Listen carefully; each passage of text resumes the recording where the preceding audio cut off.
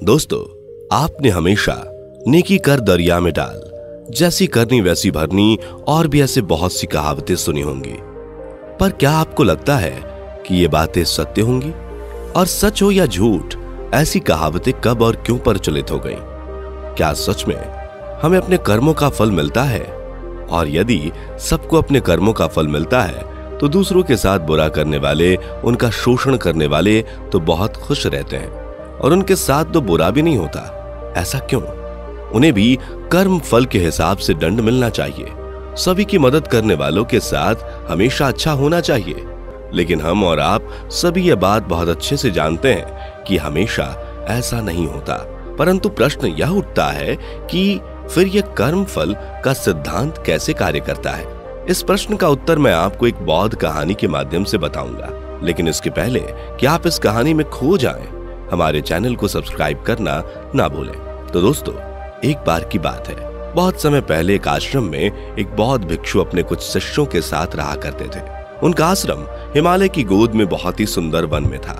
उस जंगल के समीप एक गांव था और आसपास के गांव से ही कुछ बालक भिक्षु के पास बौद्ध धर्म की शिक्षा प्राप्त करने आते थे, जिनमें से कुछ शिष्य बौद्ध धर्म की दीक्षा लेकर भिक्षु बन वहीं गुरु के साथ ही आश्रम में रहकर अपना आगे का जीवन व्यतीत करते थे। सभी भिक्षुओं में से सबसे कम उम्र का बालक भिक्षु अपने गुरु का सबसे आज्ञाकारी और परम शिष्य भी था। गुरु का उस पर कुछ विशेष स्नेह था। गुरु अब वृद्ध हो चले थे, परंतु वो ध्यान में इतने अभ्यस्त थे कि 2 से 3 दिन लगातार ध्यान लगाना उनके लिए बहुत साधारण था। गुरु भिक्षु के पास ऐसी विद्या थी जिससे वे ध्यान में बैठे बैठे भविष्य जान लेते थे। एक दिन जब गुरुजी ध्यान लगाए बैठे थे तो वो देखते हैं कि उनका परम शिष्य 8 दिवस के बाद मृत्यु को प्राप्त हो जाएगा।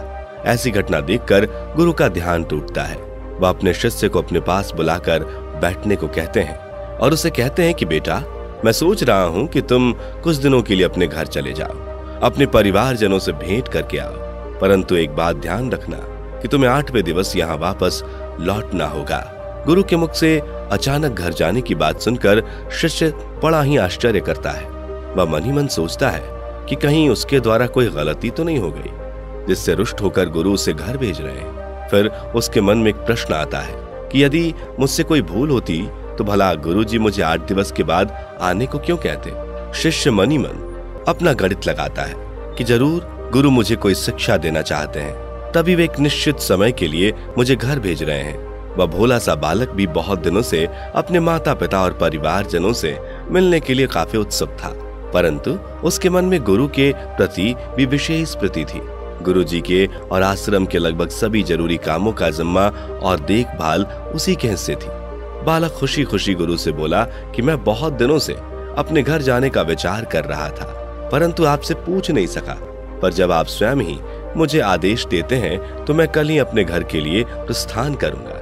गुरुजी भरे हुए मन से उसे जाने की आज्ञा देते हैं, परंतु बालक को आज गुरु कुछ उदास दिखाई पड़ते हैं। आज से पहले उसने उन्हें इतना परेशान कभी नहीं देखा था। उसे लगा शायद गुरुजी का स्वास्थ्य कुछ ठीक नहीं है, इसलिए वे इतने शिथिल लग रहे हैं। परंतु बेचारा वह बालक इस बात से अनजान था कि गुरु को तो मन ही मन अपने परम शिष्य को खो देने का डर सता रहा था और वे चाहते थे कि अंतिम समय में उसे अपने परिवार का प्रेम मिल सके। इसलिए वे उसे अपने परिवार वालों के बीच भेजना चाहते थे।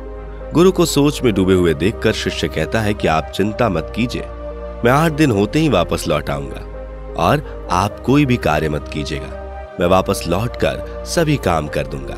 शिष्य की बात सुनकर गुरु कहते हैं कि तुम निश्चिंत होकर जाओ, मैं यहाँ सब कुछ संभाल लूंगा। गुरु की आज्ञा लेकर वह बालक अपनी पोटली कंधे पर टांग कर वन के रास्ते होते हुए गांव की ओर चल पड़ता है। रास्ता बहुत दुर्गम था क्योंकि बड़े बड़े पहाड़, नदियां और जंगल आदि गांव के रास्ते में पड़ते थे और जंगली जानवरों का भय भी था। इन सभी समस्याओं के बाद भी ये सभी प्राकृतिक दृश्य इतने मनोरम थे कि कोई भी इनका आनंद लिए बिना वहां से गुजरता नहीं था। बालक भी प्रकृति में खोया हुआ अपनी धुन में सभी चीजों को निहारते हुए चला जाता है। तभी उसकी नजर नदी के पास एक पेड़ पर पड़ती है। वहां उस पेड़ के नीचे कुछ चींटियों ने मिट्टी उठाकर अपना घर बनाया था और कुछ चींटियां उसमें कुछ खाने का सामान अंदर लिए जा रही थी और कुछ बाहर निकल रही थी।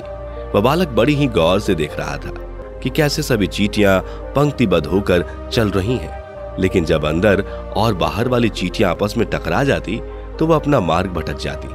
चींटियों का क्रियाकलाप देखते हुए एकाएक उसकी नजर नदी के बहाव पर पड़ती है।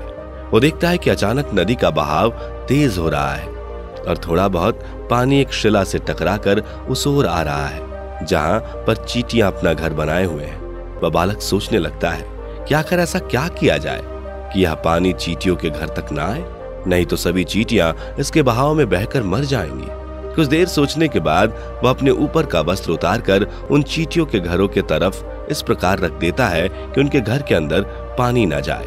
वह बड़ी ही सफाई से उंगलियों से ऐसी कलाकृतियां बना देता है जिससे पानी उन नालियों से होकर वापस नदी में चला जाए। चींटियों के घर की उचित व्यवस्था करके वह अपने घर की ओर चल देता है। घर पर वह अपने परिवारजनों के साथ बड़ी ही खुशी खुशी अपना वक्त गुजारता है और ऐसे ही 8 दिन कब गुजर जाते हैं उसे पता भी नहीं चलता। 8वें दिन वह शाम को अपने पोटली को तैयार कर लेता है और अगले दिन सुबह अपने माता पिता से वापस आश्रम जाने की अनुमति लेकर उन्हीं रास्तों से होते हुए आश्रम की ओर चल पड़ा। रास्ता दुर्गम होने के कारण उसे अधिक समय लग जाता है और सांझ हो जाती है। जैसे जैसे अंधेरा गहराने लगता है वैसे वैसे गुरुजी भी चिंतित होने लगते हैं। उनके मन में विचार आता है कि आज 9वां दिन है और मेरा शिष्य आश्रम नहीं आया, मतलब अवश्य ही मृत्यु को प्राप्त हो गया होगा।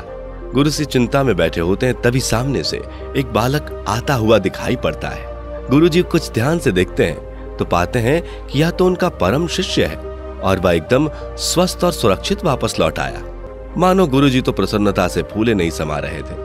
वे कहते हैं कि तुम तो ठीक हो, तुम तो सकुशल वापस लौट आए, परंतु यह सब कैसे हुआ? शिष्य को गुरुजी की एक भी बात समझ नहीं आती कि गुरु ऐसा व्यवहार क्यों कर रहे हैं।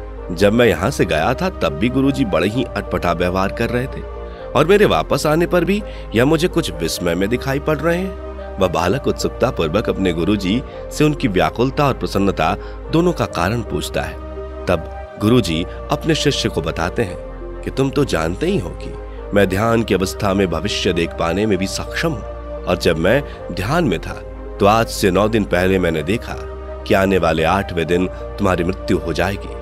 यह देखकर मैं विचलित हो गया और मैंने सोचा कि तुम्हारे जीवन के अंतिम दिनों को तुम्हें अपने परिवार के साथ हंसी खुशी बिताना चाहिए, इसलिए मैंने तुम्हें तुम्हारे घर भेज दिया। इसके बाद गुरु शिष्य से पूछते हैं कि मुझे एक बात समझ नहीं आई कि तुम अब तक जीवित हो और सकुशल वापस लौट आए, यह चमत्कार कैसे हुआ? क्या रास्ते में तुम्हारी भेंट किसी फकीर अथवा महात्मा से हुई थी जिन्होंने तुम्हें आयुष का वरदान दिया? बालक कुछ देर विचार करने के बाद कहता है कि नहीं गुरुजी, मुझे तो रास्ते में कोई ऐसा व्यक्ति नहीं मिला। शिष्य की बात सुनकर गुरु कुछ सोच में पड़ जाते हैं और उस बालक से कहते हैं कि तुम मुझे बताओ कि रास्ते में तुम्हारे साथ क्या क्या घटना घटी, एक एक बात मुझे बारीकी से बताना। तब शिष्य गुरु को अपना संपूर्ण यात्रा वृतांत बताता है और वह चींटियों वाली बात भी बताता है। यह सारी घटना सुनने के बाद गुरु सारा माजरा समझ जाते हैं। सब कुछ बताने के बाद शिष्य गुरु से पूछता है कि गुरुजी, आपकी तो भविष्यवाणी आज तक सत्य हुई है, फिर मेरी मृत्यु वाली बात सत्य क्यों नहीं हुई? इसके उत्तर में गुरु कहते हैं कि कर्म फल बच्चे, कर्म फल। हमें हमारे द्वारा किए गए अच्छे या बुरे कर्मों का फल अवश्य मिलता है। इस संसार में कोई ऐसा प्राणी नहीं है जो अपने कर्मों से बच सके। जो जैसा करेगा वैसा ही भरेगा। तब शिष्य कहता है कि कैसा कर्म फल? मेरे प्राण मेरे किस कर्म के कारण बच सके, आप मुझे विस्तार से बताइए। तब गुरुजी कहते हैं कि क्योंकि तुमने अनजाने में बहुत सारी चींटियों के प्राण बचाए, इसके बदले में तुम्हारे प्राण भी बच गए। यही होता है कर्मों का फल। हम जैसा करते हैं एक ना एक दिन वो सभी कृत्य वापस लौट कर आते हैं। हाँ, यह निश्चित नहीं है कि आपको आपके कर्मों का फल कब मिलेगा, परंतु यह तय है कि एक दिन अवश्य मिलेगा। इस पर वह शिष्य गुरु से कहता है कि जब आपको पता था कि मेरे प्राण संकट में हैं, तो आप मेरे द्वारा पहले से ही ऐसा कोई कार्य करवा लेते जिससे संकट टल जाता और मैं सुरक्षित आपके पास यहीं आश्रम में ही रहता। शिष्य की बात का उत्तर देते हुए गुरु ने कहा कि यदि मेरे द्वारा तुमसे कोई उपाय कराया जाता तो वह स्वार्थवश होता, उसके पीछे हमारी कोई इच्छा होती, इसलिए मैंने ऐसा करने को नहीं कहा। शिष्य कहता है कि फिर तो इन चींटियों को बचाने पर भी मेरे प्राण सुरक्षित नहीं रहने चाहिए थे, परंतु ऐसा नहीं हुआ और मैं आपके सामने जीवित खड़ा हूं गुरु। गुरुजी कहते हैं कि जब हम अपने जीवन में बिना किसी लोभ, लालच, द्वेष, ईर्ष्या आदि के कोई कार्य करते हैं या निष्काम कर्म करते हैं तो उनके उत्तर में हमें अच्छे फल प्राप्त होते हैं, परंतु उसके विपरीत हम अपने मन में कोई भाव लेकर ईश्वर से याचना करते हैं कि भगवान ऐसा हो जाएगा तो मैं इतना भोग लगाऊंगा, ये बांटूंगा, वो करूंगा, फलाना फलाना। कई लोग दूसरों की मदद भी इसी भाव से करते हैं कि भविष्य में जरूरत पड़ने पर कोई उनकी भी मदद करेगा, परंतु कई बार ऐसा नहीं होता कि बुरे समय में दूसरों का साथ देने वाले को भी जरूरत पड़ने पर मदद मिले या उसके साथ अच्छा हो। जब ऐसा होता है कि दूसरों के साथ भलाई करने वाले के साथ बुरा होता है तो हम कहते हैं कि जरूरी नहीं है कि अच्छा करने वाले के साथ अच्छा ही होगा और कर्म फल के सिद्धांत का प्रश्न चिन्ह लगा देते हैं। परंतु हम ये नहीं जानते कि अब तक उन्होंने जो कर्म किए वो निष्काम नहीं थे। उन सभी के पीछे कोई ना कोई आकांक्षा अवश्य थी।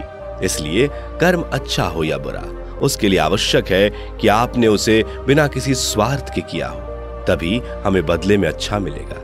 और रही बात बुरे कर्मों की, तो आज नहीं तो कल आपके पाप का घड़ा अवश्य फूटता है, फिर चाहे वो जल्दी फूटे या कुछ समय बाद। इसलिए ईश्वर के समक्ष राजा की भांति जाना चाहिए, कभी भी याचक बनकर नहीं।